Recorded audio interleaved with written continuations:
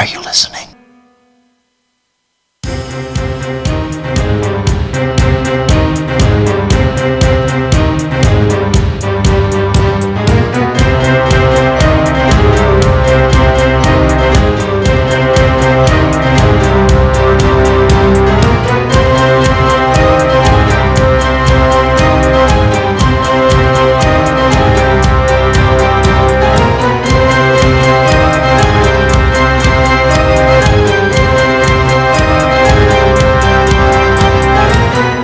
The fact of the matter is, I don't think you're listening to me at all, and that's of great concern.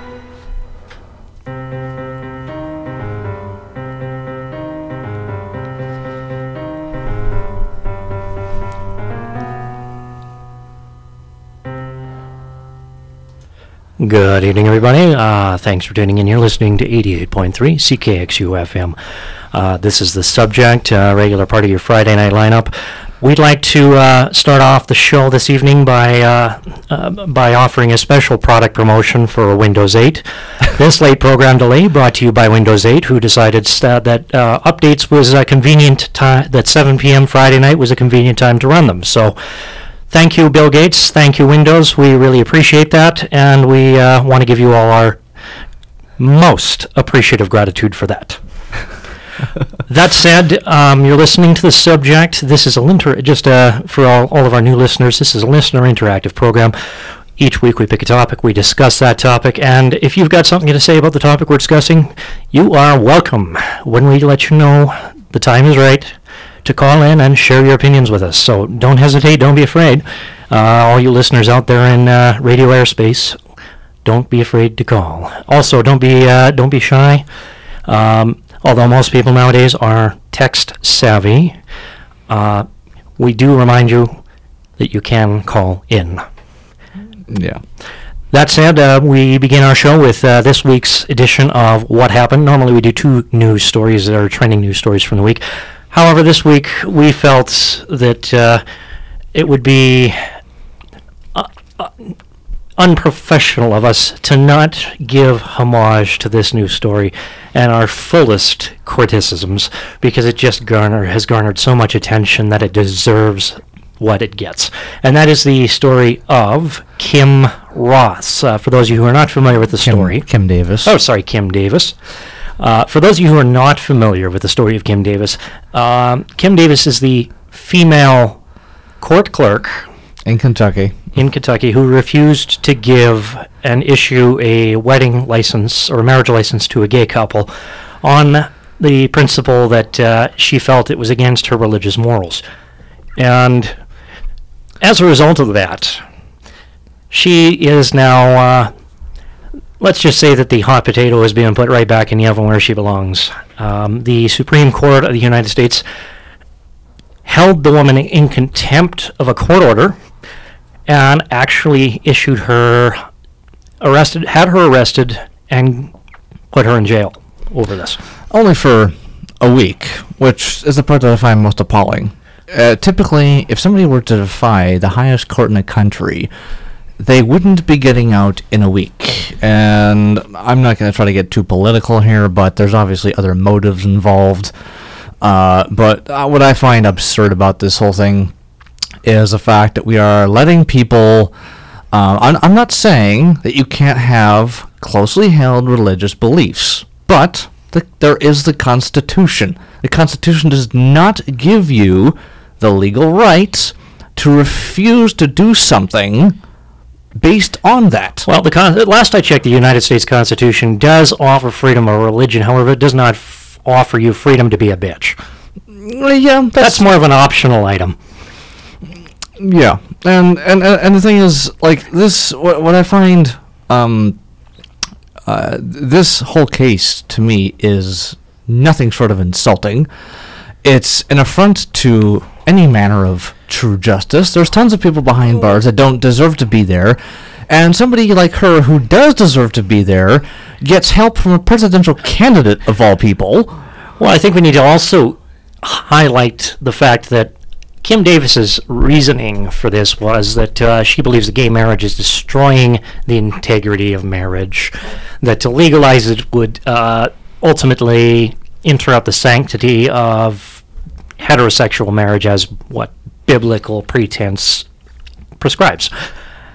That said, Miss Davis is just a shining example of what the integrity of heterosexual marriage is all about.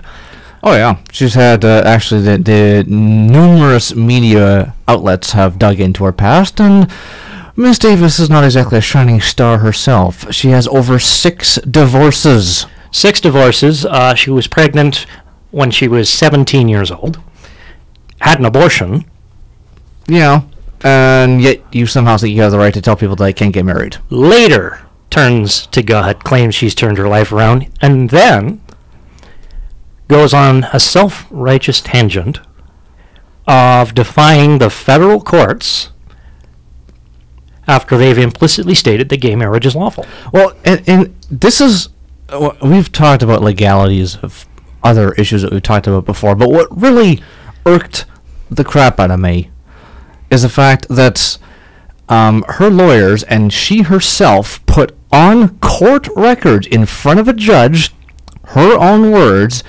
The judge asked her, do you have every intention of carrying out the duties of your office as you were elected to do?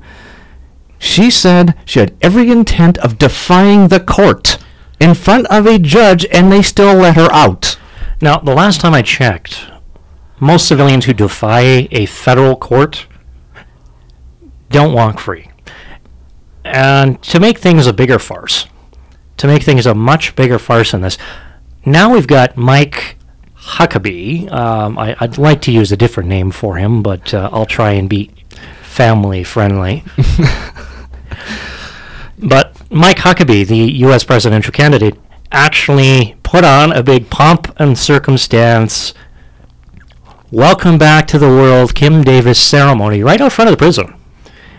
I don't know of any other prisoner in the history of North America that has had a presidential candidate throw a party celebrating their release. Usually politicians and criminals don't go hand in hand, unless, of course, they're taking a bribe and greasing palms behind closed doors. That's a story for another day. Well, again, I don't know of a correctional facility yet where they would allow such a thing, which makes me believe there's other motives involved, because I've been to visit people in jail before, and the prisons are very controlled atmospheres, inside and out. You are not permitted on the property unless you've got official business there of some kind. Typically, but I have to say it. I'm just going to come right out and say it. This is a big, fat publicity stunt for Mike Huckabee's campaign. I can't see it any other way. The woman comes out of prison, neatly dressed, makeup on, hair braided. Yeah. In prison garbs that are clean and shiny, and somehow there's a big stage with lots of people standing around cheering and celebrating, waving flags, and there's good old Mr. Huckabee. Yeah, well, and going back to, you said one of her defenses is her religious beliefs, but what people really were thrown by is her largest defense is, God's law supersedes the Supreme Court. And I go, here's the problem, okay? You may say that your God and his law supersede something, but I hate to tell you, we all, whether we like it or not, fall under order of law that is not governed by your special book. It isn't. Well, I'd like to add on that. Evidently, Miss Davis managed to overlook or skip the part in the Bible where God's law states that a man and a wife should be married in union and that divorce is seen as a sin in the eyes of God. If that's the case, Ms. Davis, stop pointing the finger. You've sinned 6 times. Repent. Yeah, well, like I say, this whole thing, in my opinion, first of all, it's gotten way too much attention. But I mean, there should be some attention drawn to it. I'm not saying there shouldn't be any attention, but it's gotten all the wrong attention. I mean, this comes down to a fight for civil rights. not for the religious, because they've got already way too many. The fact that is a fact of the matter. They do have way too many. The rest of us are still trying to fight for our own civil rights, because I can't claim that I can't refuse legally to serve I can't refuse to serve a religious person, but they somehow think that they have the right to refuse to serve me. It just sounds, this whole story, I'm just going to sum it up, sounds like the opening to a bad joke. Two gay men walked into a courthouse for a marriage certificate and... Yeah. Fill in the blanks. Yeah, like I say, this, it's interesting. I think that, personally, when it comes to, the courts and everything else that has to do with the courts, the public generally has the idea that the courts are supposed to be a neutral body that decide things based on facts, evidence, and reason. And this whole case is showing that the courts, I'm not criticizing the U.S. Supreme Court on this, I'm criticizing the rest of the courts in the country, because they're now, the individual states are passing their own individual legislation that says, oh, well, yes, gay marriage may be illegal, but we're going to allow people to refuse to perform same-sex marriages based on religious beliefs. It's just this constant war. And for what reason other than religious motives? Let's be honest, folks. Yeah, I just think that this case, to me, is a total affront to any true justice. Two gay men getting married. How does that affect you? You know what? Honestly, people having equal rights, if you're religious and it bothers you, go talk to your other church buddies about it. Just shut up. Just leave it alone. It's a century-old issue. Shut up and let us have our day. Shut up and let people get married if they want to get married. You know what? Jimmy McMillan, who was a former political candidate in New York, said it best. When asked about his stance on gay marriage, if you want to marry a shoe, I'll let you marry a shoe. That's how I feel on the topic, and that's how everybody else should feel on the topic. On that note, we've got to take a small break to let you know about some of the other great programming here on CKXU and some of the people that help keep our programs going. So when we get back, this week's topic on the subject. So stay tuned. Get your CKXU Friends card for great deals and discounts at places around Lethbridge such as... Receive a 10% discount at Cupper's Coffee and Tea. Located at 1502 C 3rd Avenue South. At Cupper's, we love coffee. For more details, visit ckxu.com.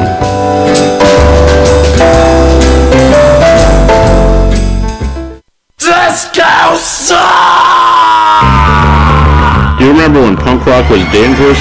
That was back when the time when society was not quite ready for this type of music. Does anyone remember those days? Then tune in to Punk and Old School Disco Sucks every Wednesday from 8 to 9 p.m. on CKXU 88.3 FM. I'll be your host, Mad Dog. We'll be playing all the classic punk bands that got it all started back in the day. So tune in and get your punk on. And welcome back, everybody. You're listening to 88.3 CKXU, and we're having mic difficulties tonight. Yeah, I think it's just the earphones there. Anyway, before the break, we were talking a little bit about Kim Davis, and now we get into this week's subject. And just a reminder to our listeners that this is a listener interactive program, so we're going to open up the phone lines here. If you've got something to say during the next few minutes here, by all means, give us a call on the studio line. Our phone number here is 403-329-5189. This week's topic, welfare. And this one is, I sort of chose this one myself because it's gotten so much criticism and attack from every person of almost every kind of background, and I think it deserves to have a little more discussion on it. But before I go into that, we should also say, due to technical difficulties, we weren't able to play the disclaimer, so the opinions expressed on here are ours only and not those of the station. Should we play the disclaimer now?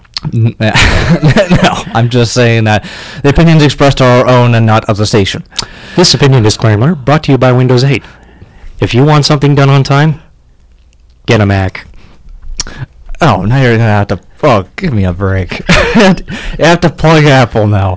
Hey, they don't run updates at inconvenient times. That's all I'm saying, folks. All right, now getting into welfare. So my opening thoughts on this one are, I think the conversation around this topic has quite simply gone literally off the rails, and people are just like at each other's throats over this issue. So essentially, I guess to start this off, this is speaking of Alberta strictly. I'm not speaking of Canada as a whole or approaching this from the Alberta perspective. What is welfare?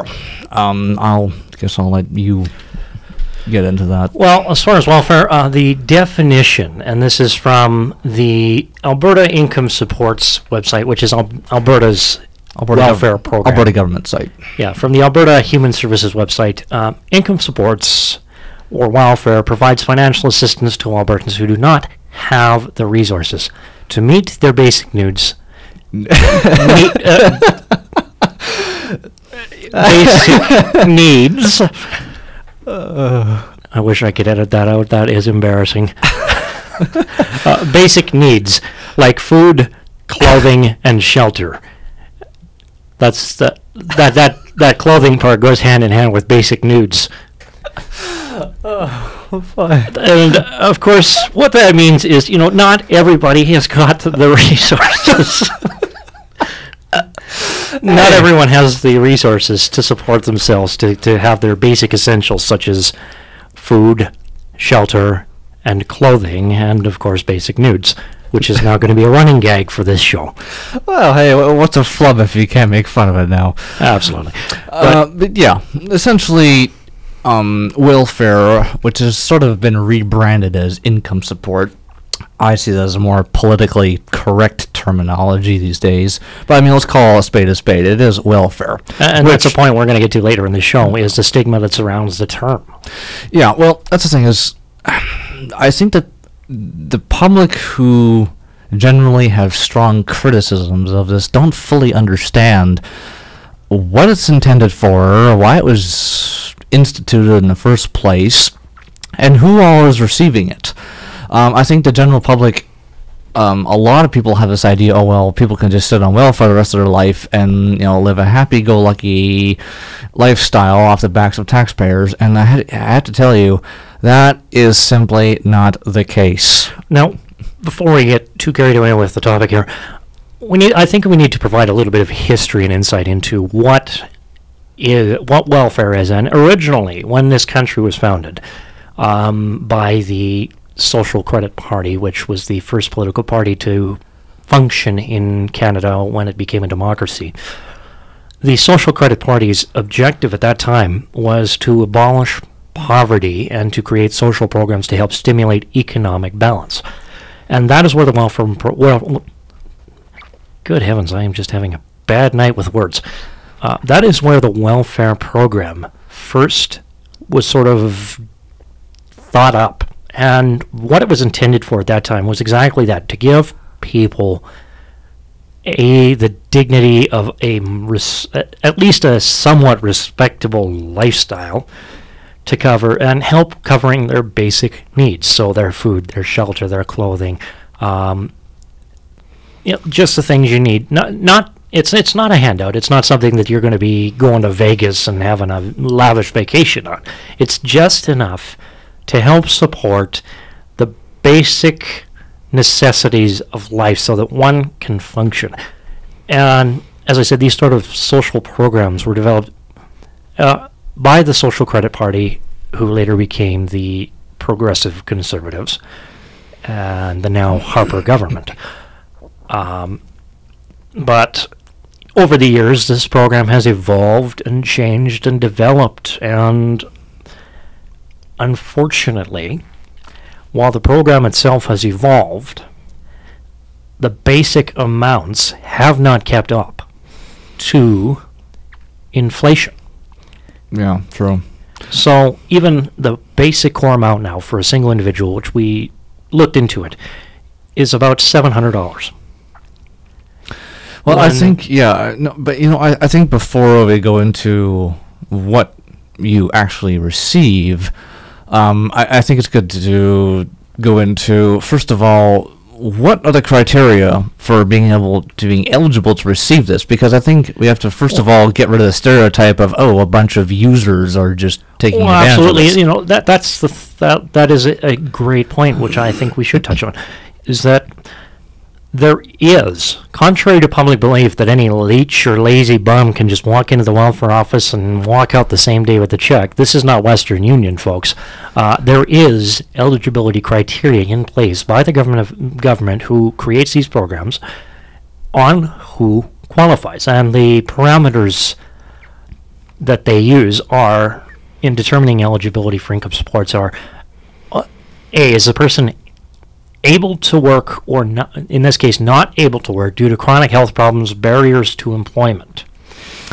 Yeah, there's basically four method of criteria for the Alberta government to determine your eligibility to receive assistance. So first of all, yes, one, they categorize it under barriers to employment. So basically, if you cannot work due to a health issue of some kind, they consider that barriers to employment. Number two, if you are able to work, are you looking for work, working but maybe not earning enough, or temporarily unable to work, which is categorized as expected to work. Yeah, and of course, people who need more training so that they can get a job. Or maybe somebody doesn't, I guess a good example of this would be somebody who is out of high school, doesn't have enough money to attain a post-secondary education, ends up going to the welfare office saying, you know what, I don't have a lot of job skills, I can't get a decent paying job, and I would like some help. In this case, the government income supports program then looks at their situation, where they're living, how they're living, everything else, and then says, okay, I think we can help you. We're going to fund you to get into some of our training programs, and those training programs may include things like self-employment training, training for your Class 1 license, training for H2S and other tickets to help you get work in the oil field, are just some examples of training programs available for qualified recipients of income supports or supports in general here in Alberta. Yeah, and then there's number four, basically unexpected circumstance, so house fire, flood perhaps, whatever it might Sudden be. eviction, loss of residence. Yeah. So what we're trying to establish is the fact that the average Joe cannot walk into the welfare office and is not guaranteed to walk out with a free paycheck. That is not the case, and I think the public has thought that that's the case, and it's simply not the case.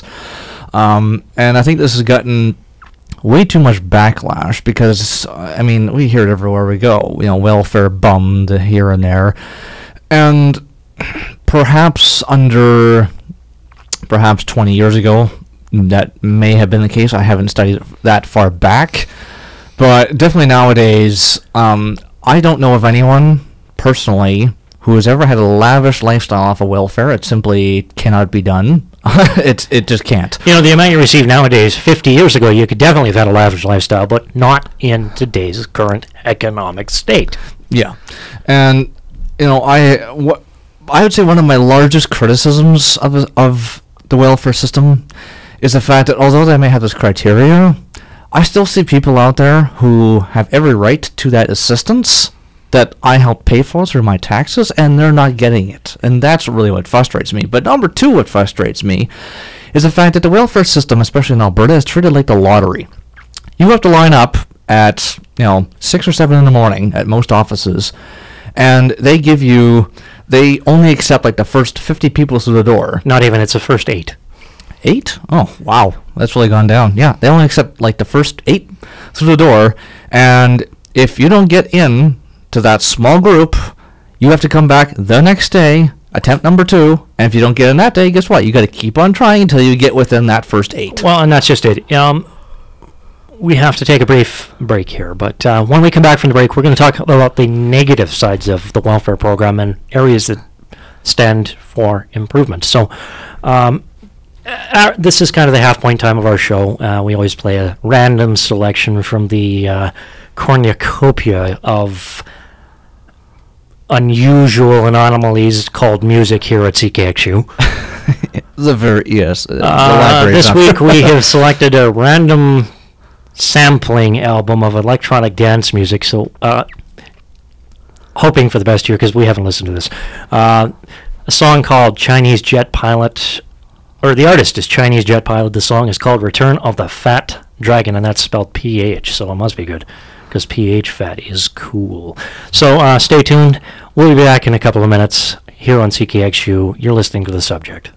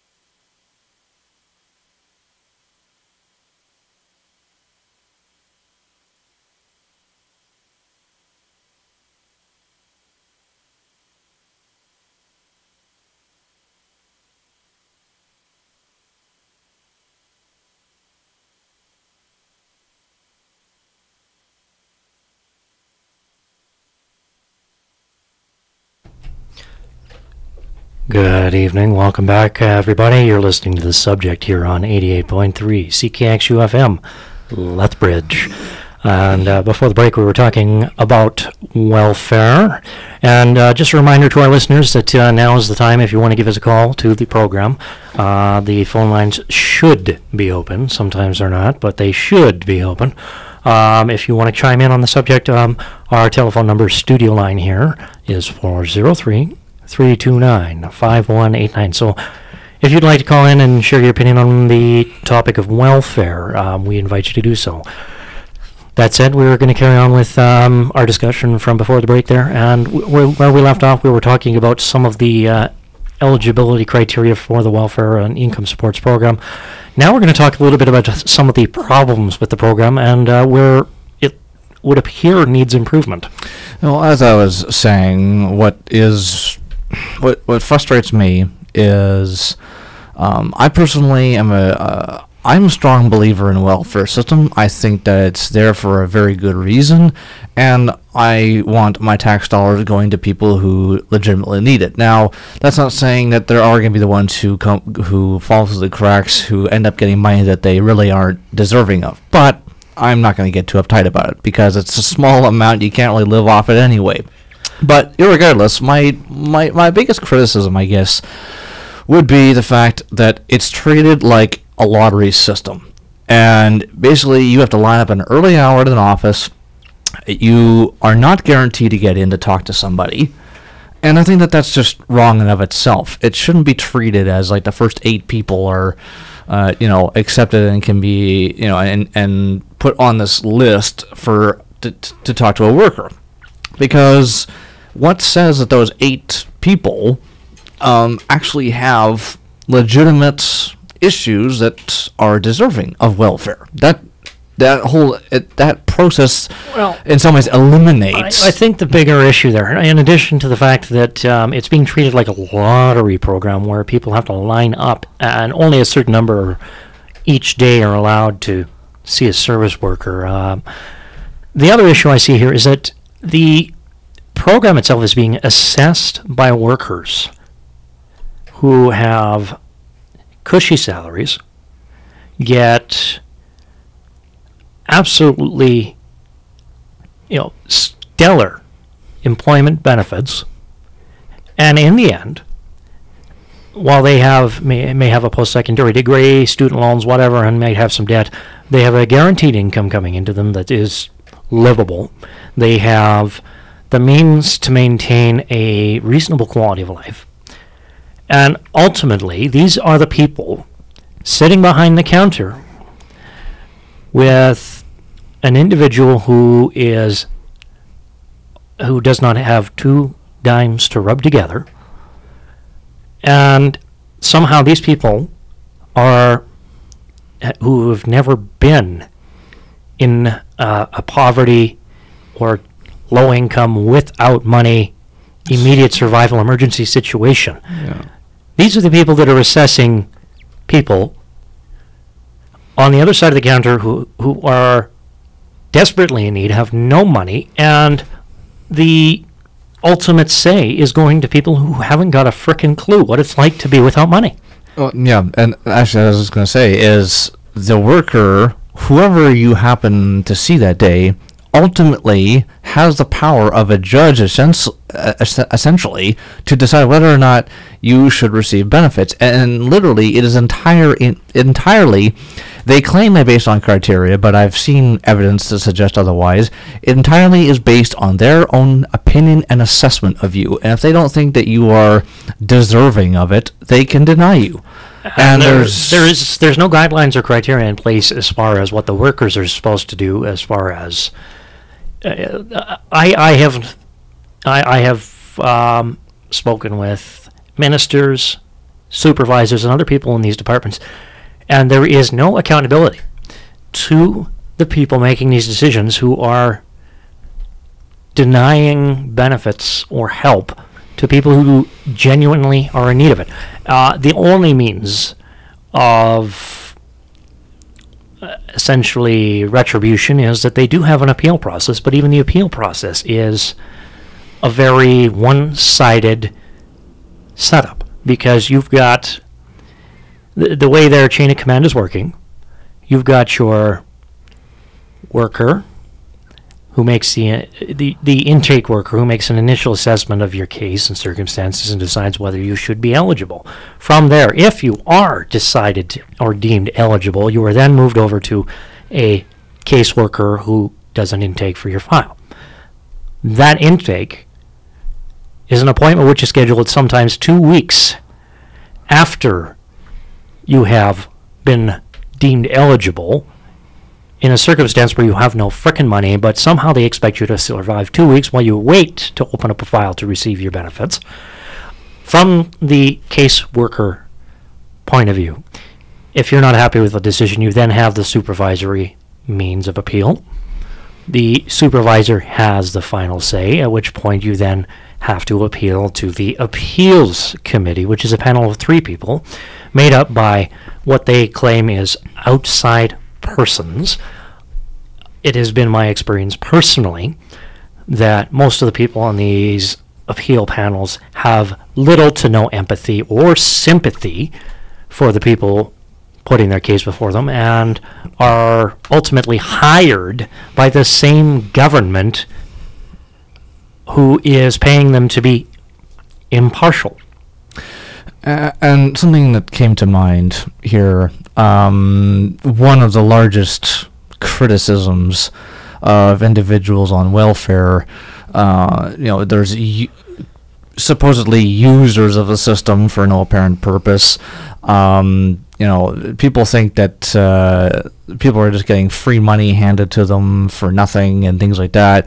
And, people say, well, it's not the government. This is one of the biggest things that I think is just ridiculous. People say, oh, well, it's not the government's responsibility, to dig you out of a bad situation. Well, I would say, technically it's not the government shouldn't be handing billions of dollars to banks to bail them out. So, I think if the government's not supposed to help poor people, then they're not supposed to help corporations either. Well, the welfare program in general, which was started as a social program to promote and stimulate economic growth, has turned into a one-sided, judgmental scrutinization of the people coming in for help from this very same system that is supposed to be helping them.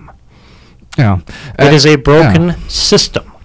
Yeah, and a lot of the accusations that you get tossed at you, because I've been on welfare before. I'm not ashamed of it. I'll admit it. I've been on it before, and people have called me, dumb, lazy, unwilling to help myself, things like that.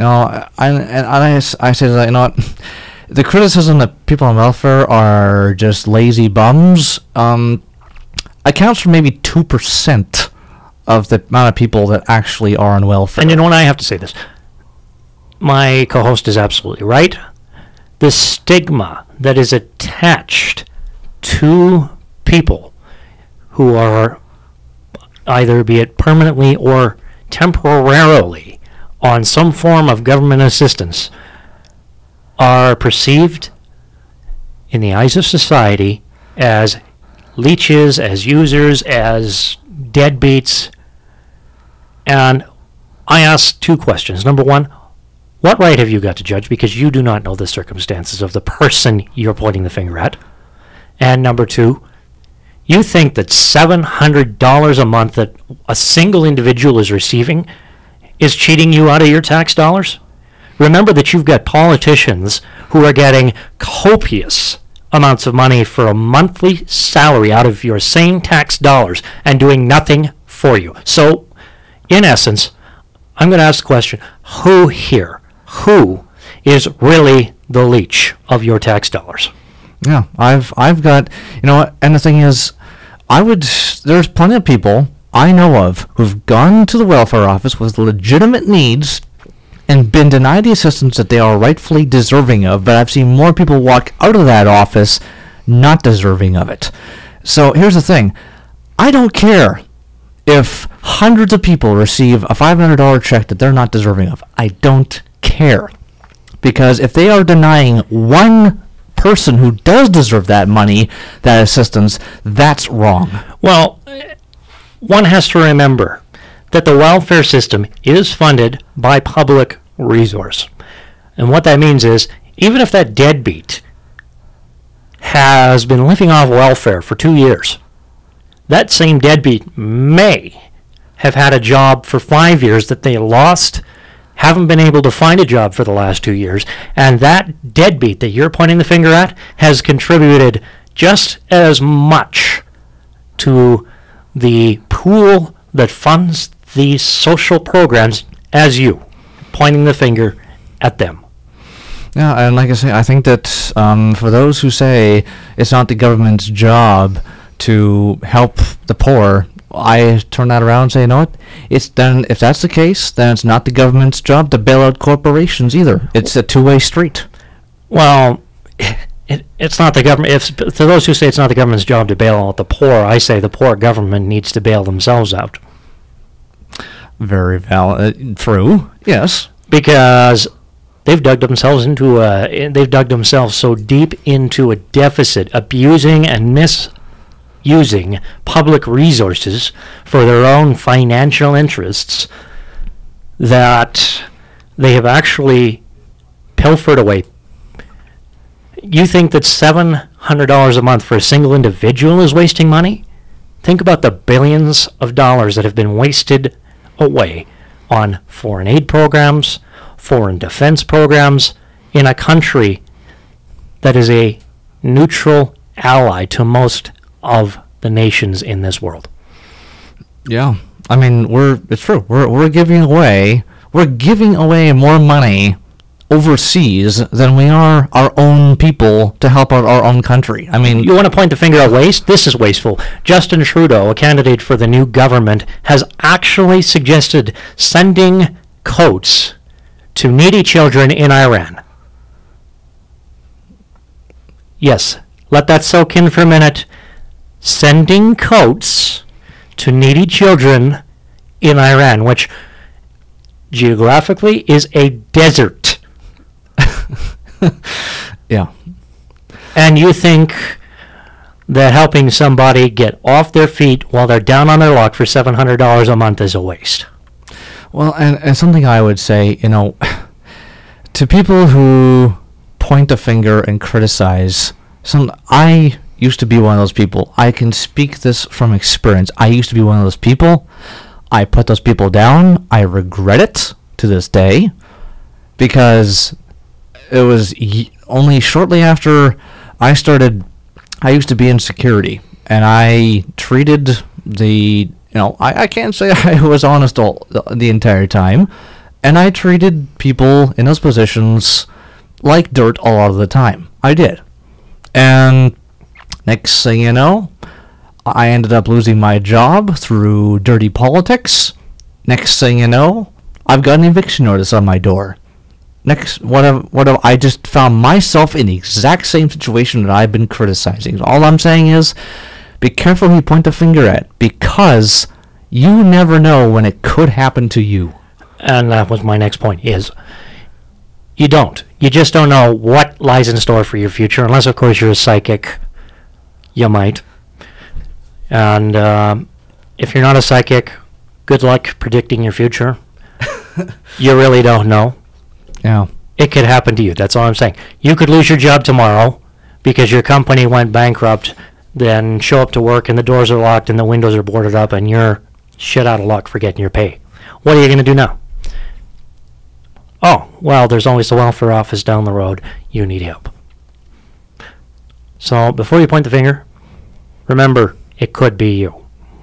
And that's ultimately the purpose and point that we're trying to push here. And I think that, for people who are in that situation, I support you. I don't know your individual circumstances, but I certainly don't judge you. And I think that we need to undemonize this idea of welfare.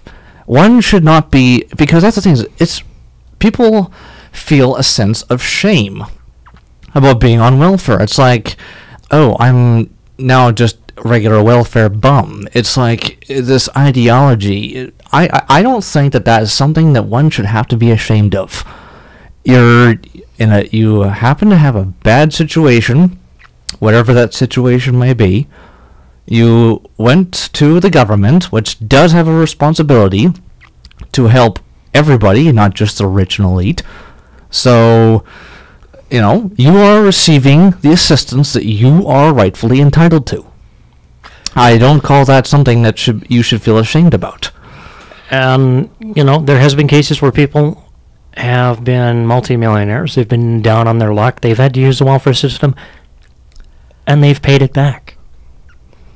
I think it was it I could be wrong on this. I think J.K. Rowling, actually. I'm not sure it was her or somebody else, but I think it was her. I could be wrong on that. It was J.K. Rowling. Yeah, she said that she actually had, before she got rich off her books, she was on welfare. Not before that. It was long before that ever happened. But in her younger life, she did end up using welfare. She says that it needs to be undemonized in the public eye, and she paid all that money back. And you know what? If I'm ever rich one day, I'd do the same thing. Likewise myself. And you know what? On that note, we are going to take just another brief commercial break here. But when we come back, our final thoughts for this week's program. So stay tuned, and we'll be back with you in a moment here on the subject. Get your CKXU Friends card for great deals and discounts at places around Lethbridge, such as... Receive a 10% discount on regularly priced merchandise at Andrew Hilton Wine Merchants, located at 212 3rd Avenue South. Lethbridge's best selection of estate wines, artisan spirits, and craft beers. Some restrictions may apply. For more details, visit ckxu.com.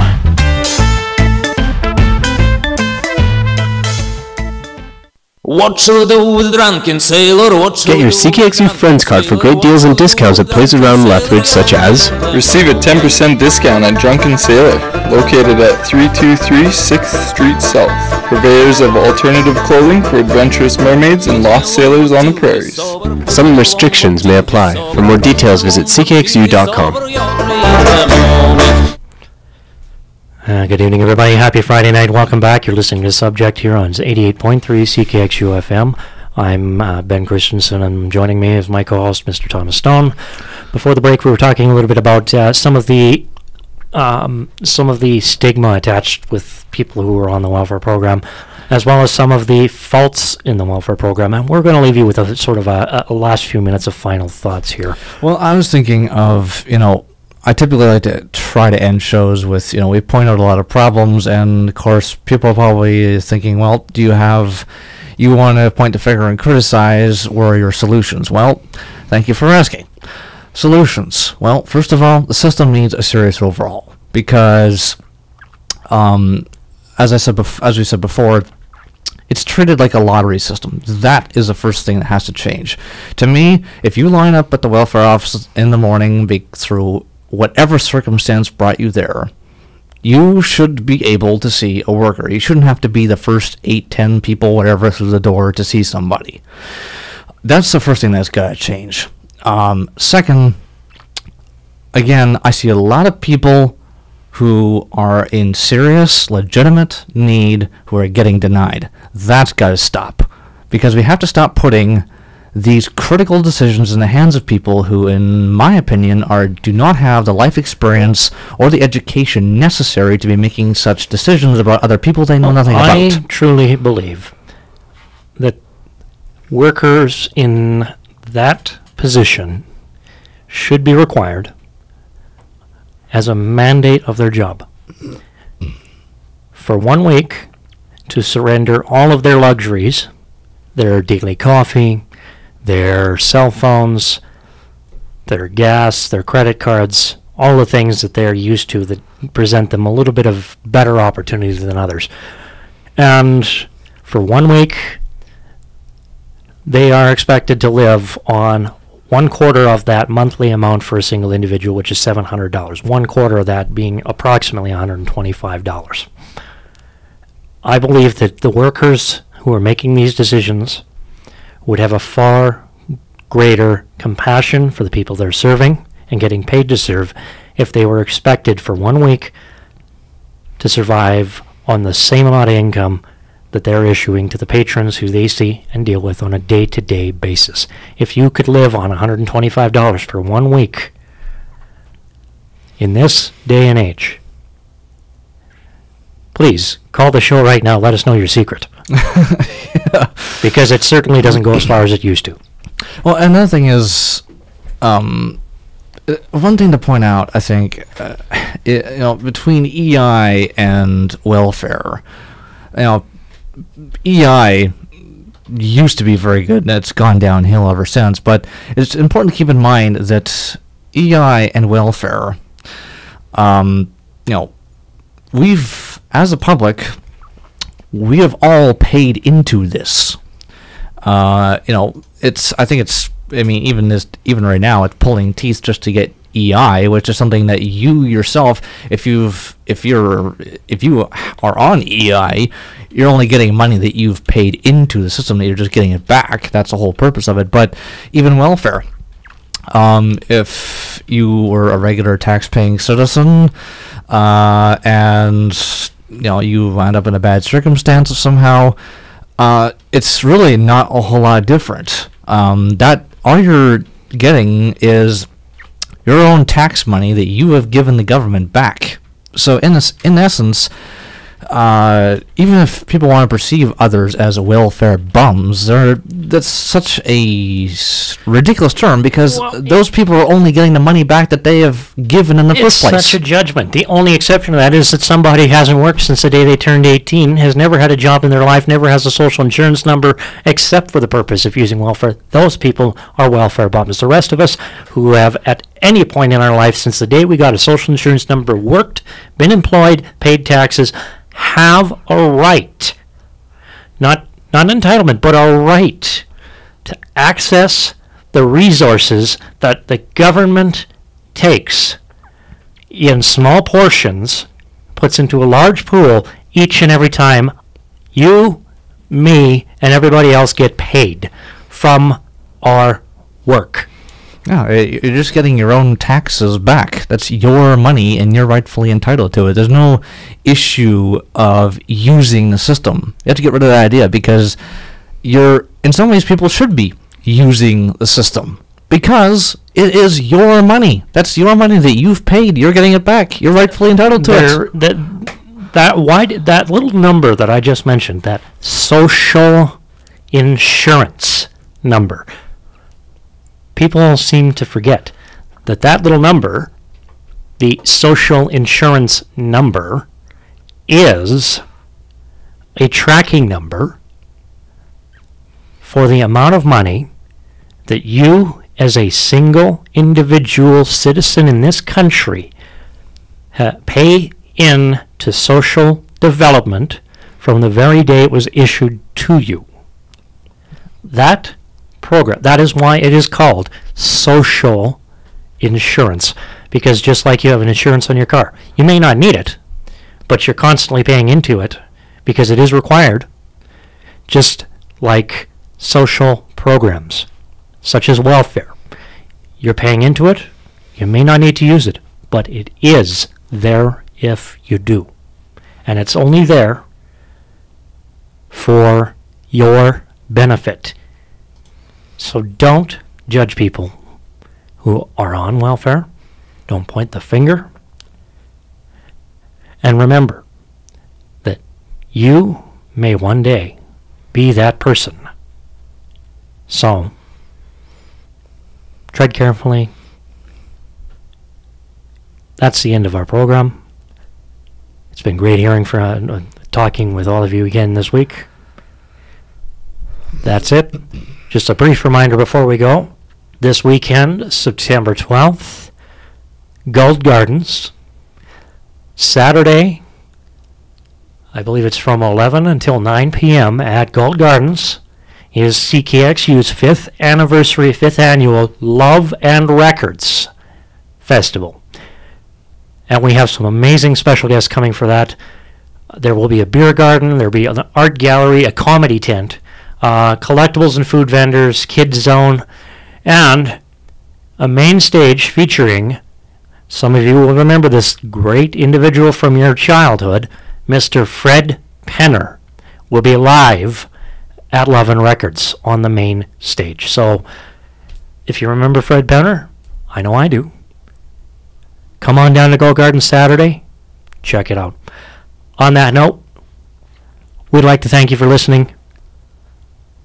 We'll talk to you all next week.